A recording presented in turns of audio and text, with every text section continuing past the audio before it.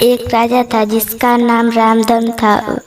उनके जीवन में सभी खुश थे। राज्य का काम काज भी ऐसो आराम से चल रहे था। राजा के नैतिक गुणों के कारण प्रजा भी बहुत प्रसन्न थी और जिस राज्य में प्रजा खुश रहती है वहाँ की आर्थिक व्यवस्था भी दुरुस्त होती है। इस प्रकार हर क्षेत्र में राज्य का प्रवाह अच्छा था। इतने सुखों के बाद भी राजा दुखी था क्योंकि उसकी कोई संतान नहीं था थी। यह गम राजा को अंदर ही अंदर सताता रहता था। प्रजा को भी इस बात का बहुत दुख था। वर्षा के बाद राजा की यह मुराद पूरी हुई और उसे एक पुत्र की प्राप्ति हुई।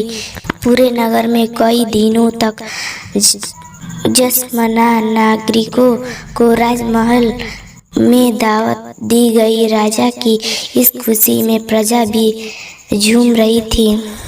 समय बीतता जा रहा था। राजा कुमार का नाम नंद सिंह रखा गया। पूजा पाठ एवं इंतजार के बाद राजा को संतान प्राप्त हुई थी, इसलिए उसे बड़े लाड़ प्यार से रखा जाता था। लेकिन अति किसी बात की अच्छी नहीं होती। अधिक लाड ने नंदन सिंह को बहुत बिगाड़ दिया था। बचपन में तो नंदन की सभी बातें दिल को लुभाती थी, पर बड़े होते होते यही बातें बदतमीजी लगने लगती है। नंदन बहुत ज़्यादा जिद्दी हो गया था। उसके मन के अहंकार आ गया था। वो चाहता था कि प्रजा सदैव उसकी जय जयकार की उसकी प्रशंसा करे।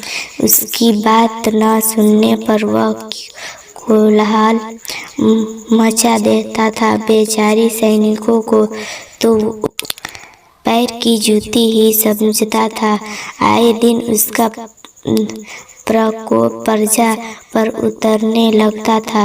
वो खुद को भगवान के समान पूजता देखना चाहता था। आयु तो बहुत कम थी, लेकिन अहम कई गुना बढ़ा चुका।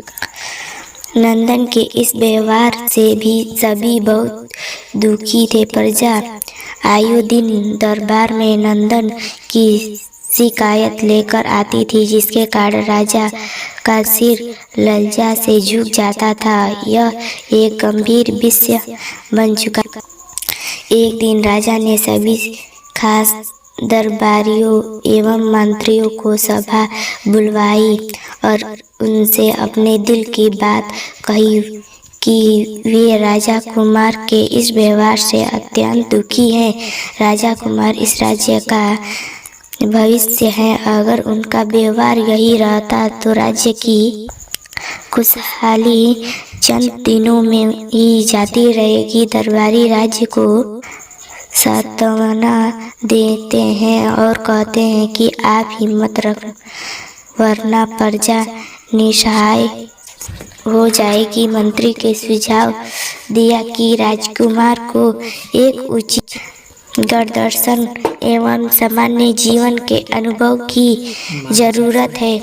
आप उन्हें गुण राधा गुप्त के आश्रम भेज दीजिए। सुना है वहाँ से जानवर भी इंसान बनकर निकलता है। यह बात राजा को पसंद आई और उनसे नंदन को गुरु जी के आश्रम भेजा। अगले दिन राजा अपने पुत्र के साथ गुरु जी के आश्रम पहुँचे। राजा ने गुरु राधा गुप्त के साथ अकेले में बात की और नंदन के विषय में सारी बातें कही।